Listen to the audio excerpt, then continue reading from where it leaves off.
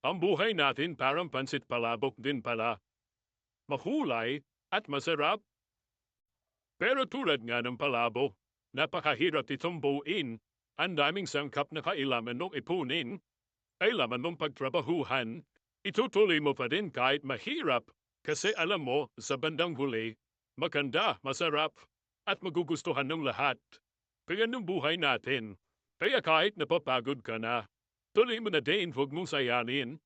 Minsan natabangan ka na, minsan sobra-sobra pa. Kasi parang palabok yan. Sa rinami-dami ng sangkap, pag pinagsama-sama mo na, meron ka pa ding ma-achieve na napakaganda.